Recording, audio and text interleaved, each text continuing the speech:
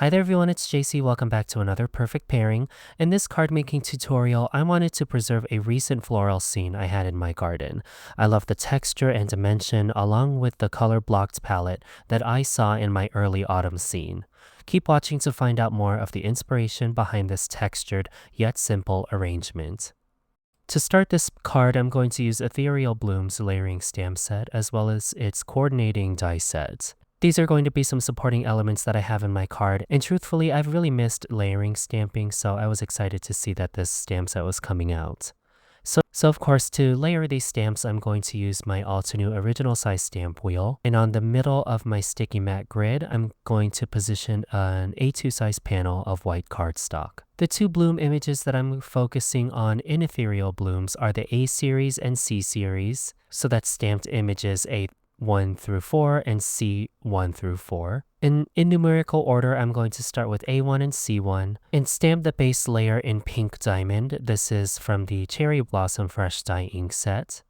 And one of the more important tools I've learned to use during Altenews' long history is the Altenews Stamp Conditioning Eraser, or the StamPerfect Stamp Conditioning Eraser. It's going to help really solidify these impressions as I apply ink to my cardstock panel. So going in order of stamps as well as the order of inks, I'll move down to A2 and C2. I love the loose watercolor feeling of Ethereal Blooms.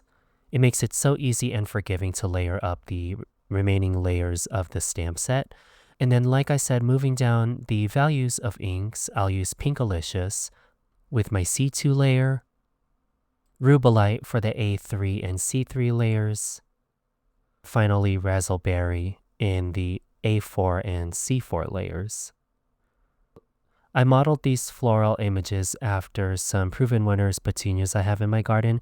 The petunias I was specifically referencing were the bubblegum variety, and they've just got these dazzling pink blooms that are still very prominent in my late summer, early autumn garden. And speaking of the garden, the next image I'm going to grab is from the Mini Delight Blooming Lantana stamp and layering die set. This is a pretty new layering concept from Altenews, and I was really excited to try this out. But first, what I'm going to do is position the outline leaf stamp as well as the coordinating letter layers, and I'll stamp this in Mountain Pine. This is the darkest value ink in Green Valley Fresh Dye ink set. So if you're new to the layering concept, don't worry about all these letters that you're seeing on top of the stem. It's all needed to create this beautiful dimension that we'll see in the final card.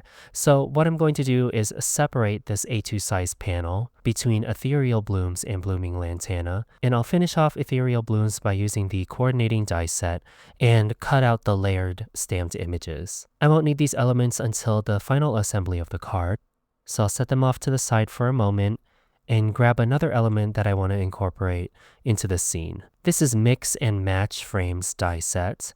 Slightly older product from Altenews, but I just really love this deckled edge die that's in this set. I cut that from the same white cardstock that I was stamping on, and all I need to do for right now is set it aside on my little tray here. Let's bring back that Mini Delight Blooming Lantana. This is the other half of that A2 size panel that I cut apart earlier. And instead of thinking so hard about a unique color palette, I let the Artist Markers Sunshine Valley Garden set do the work for me. I already stamped my Ethereal Blooms petunias in the Cherry Blossom layering ink, so that's Pink Diamond, Pinkalicious, Rubellite, and Raspberry. So then I just need to fill in my green layers. Again, I already used Mountain Pine to fill in the outline layer and the alphabets of Mini Delight Blooming Lantana.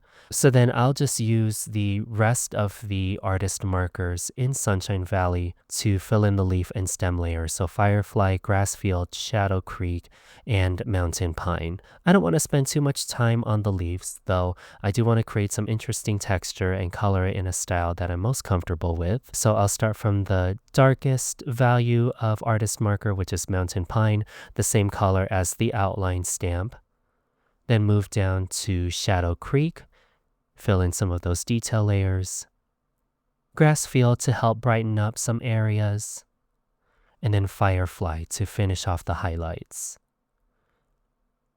Before I put that away, I'll fill in the stem using the bullet side of the dual-tipped artist markers, and I'll create a line of Mountain Pine, grass field, and firefly. The dies in Mini Delight cut out the beautiful layering Lantana blooms, so all we need to do is use a pair of small scissors to fussy cut the stem and the leaves from this image. And I'm getting pretty close to the letters in the bloom side of this Mini Delight. So it looks kind of silly right now, but in the end you won't see all of these little dips inside of the stamped image. Then once I'm done fussy cutting, I'll bring in the die set that comes with Blooming Lantana. And these small images have these die cut elements in the center that will perfectly align with the letters of the stamp set. And you'll see what I mean in just a moment. But for now, I'm grabbing the more capital letter dies. These are also the largest blooms in Blooming Lantana. And I'm cutting that from maple yellow cardstock. Again, you might have noticed that this grouping of colors is in the same Sunshine Valley Garden artist marker set. Then for this more solid layer that covers the letters of the larger blooms, I'll use Honey Drizzle cardstock and cut out these layers. Then for the detail layer of the center of the flower, I'll use Fresh Lemon cardstock. Then for the remaining lettered petals, I'll use Fresh Lemon. The base detail layer of the smaller blooms is cut from Honey Drizzle. Then finally, the last detail layer in the smaller blooms is cut from Maple Yellow. So I've die cut all of those pieces, set it on a little tray, then I'll start assembling my Lantana image. Unlike the typical craft a flower, if you've used it by following the keyhole alignment and going in numerical order, the keyhole is all of these letters, and then you just go in alphabetical order. Such a interesting and innovative design from Altenew for layering up these blooms on this image. So first thing I'm going to admit, I layered the A bloom onto Blooming Lantana, and then I saw that I had a little bit more of a white margin than I would have liked on the leaf gap underneath it.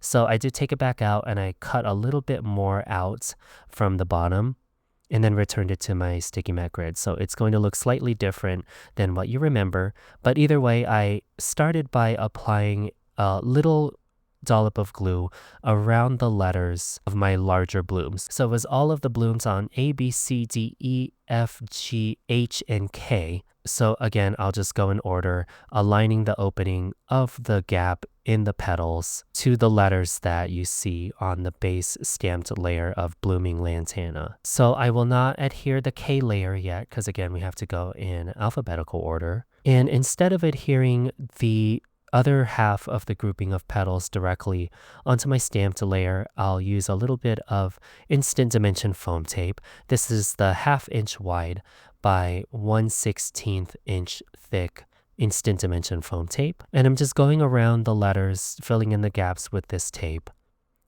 And then I'll resume the rest of the alphabets. So I, J, K, which came from the previous layer, L, M, N, and then there is no O, and then we'll just go straight to P.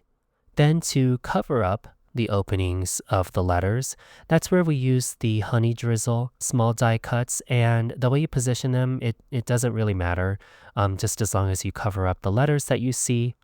So I'll just use my perfect picker and quickly grab a base layer and cover up the opening of the Blooming Lantana.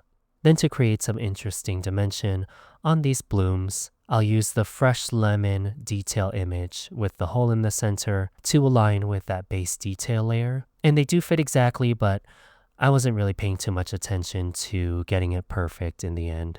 So I did that for all of the bigger flowers, and then all of the detail layers for the smaller flowers were cut from Maple Yellow. So here's my finished assembled Mini Delight Blooming Lantana, and the reason I picked this Lantana with the Ethereal Blooms is, again, in my late summer, early autumn garden, I have a proven winner's Lantana. It's Luscious Royale Lemon Tart Lantana, and these are right up next to my bubblegum petunias. And it was just a gorgeous, surprising scene as, you know, the garden starts to get a little tired and the colors start to wash out. These colors are still very vibrant in my head and also as I walk around the garden. And I love the texture and dimension of this Blooming Lantana set. I just had to show you the interesting layering design of this image paired with the more ethereal blooms and layering stamped images that we love from Altenew. Now I have my major elements prepped. I'll bring in an A2 size panel of white cardstock. This is the same cardstock that I've been stamping on. And first I'll foam mount the deckled edge from Mix and Match Frames die set. And I'll use the thinner 1/16 inch thick instant dimension foam tape to raise up this panel, and then center it onto my A2 sized panel. Then after picking an arrangement with the Ethereal Blooms and Blooming Lantana images, I'll use 2 sizes of the instant dimension foam tape to create some interesting texture on this card. So I use the thinner instant dimension foam tape behind the Ethereal Blooms cherry blossom layered images. Then I'll use the thicker 1/8 inch thick by 1/2 inch wide instant dimension foam tape to bring the Blooming Lantana to the foreground. So after getting that perfectly positioned on the center of the deckled edge Mix and Match Frames die set panel, I'll embellish this card with a little bit of iridescent ink spray splatter. Just to create some subtle shine, I want a lot of this white space to show through and create this perfect snapshot of this Blooming Lantana and Ethereal Blooms scene. Then I couldn't figure out what sentiment to use. I was browsing the Altenew website and I found this. It's a free printable sentiments sheet, and there were so many sentiments to choose from, it kind of made it worse. But I love that in this free printable, I could print these sentiments onto some colored cardstock and just get so many possibilities, so many more possibilities of sentiments. This freebie has 3 columns of white text in a black background, and then 3 columns of black text on top of a white background. And all of the sentiments in the columns are the same. You'll never run out of possibilities for using these sentiments. But I finally made a decision, and I'll use the "You Make My World Brighter" sentiment. I figured it was fitting for this bright bloom feeling of the scene, as well as the iridescent sparkle from the splatter that I made. Then I foam mounted my sentiment strip on the bottom third of my card front and centered it on top of my Blooming Lantana. Then last thing I'll do is use the Altenew Stellar Sequins in clear iridescent. This perfectly matches the iridescent ink spray splatter that I have around the card. And after gluing this to a folded note card base, that finishes this perfect pairing. And again, I just wanted to describe the personal inspiration behind this really simple yet textured scene.